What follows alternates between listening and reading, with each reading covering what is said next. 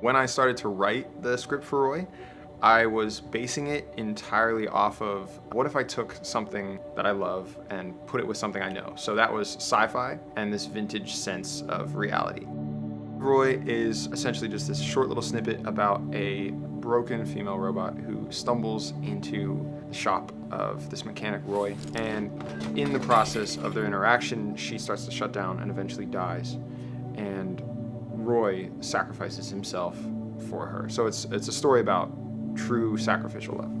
I was super lucky to have Joe Graves as my VFX supervisor, and I had him on set so that he could tell me if something wasn't gonna work or if it was gonna work. So pretty much as we'd be shooting, before every take, I'd turn to him and be like, hey, is this gonna work? And he'd tell me yay or nay, and we'd adjust. So what the VFX do, rather than kind of take over the scene, they just really work to kind of emphasize small key points that accent certain features of whether it's the actor or the set itself, just to kind of bring the whole thing to life with whether it's lights or small glints in the actress's eyes, just the small things that kind of just bring a vibrancy to the sci-fi element that wouldn't otherwise be there.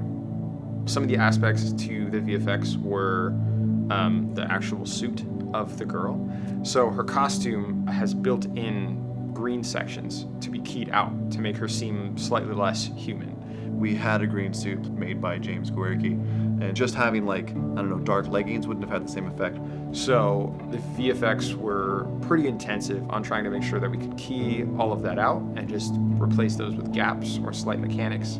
And some of the other effects were just enhancing the environment. Being on set as a supervisor allows you to kind of see there's nothing in the way that's going to affect post. And so on set, when you're working with different elements as far as like the actors' movements or props or just different parts of the set getting in the way, you just don't know when things are going to like cross in front of frame, or when somebody's going to blink, or when somebody's going to like their coat's going to swish open and you're going to see like a green leg or something like that. It's like you just don't know when that's going to happen.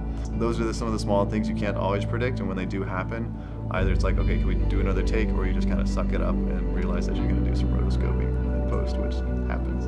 Joe just killed it with the effects and making sure that everything was integrated. We did several different versions of each effect as we went on, and the thing we found was we just kept making it more subtle.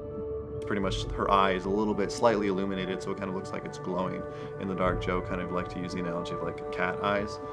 When she's looking around, it's supposed to look like they're bouncing off, they're taking in the light and kind of reflecting it back out. And so when she blinks and it covers that briefly, it just looks that much more organic. So the more that happens, the more work you gotta do, kind of going frame by frame, adjusting things, you know, hiding the little illuminated bit which is fake, and then bringing it back up again when she opens her eyes.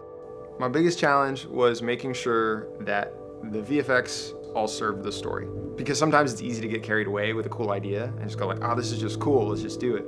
But realizing, how can we best serve the story? What is too much?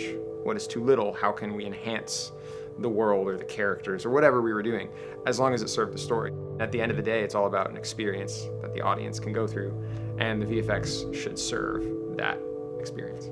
The interesting thing about this script is that it's balancing two different characters. They're both experiencing the same thing in different ways. And so I wanted to shoot it differently for each of them. You know, obviously Merrick doesn't want anyone close to her. So we agreed we would not get closer than like a medium shot on her.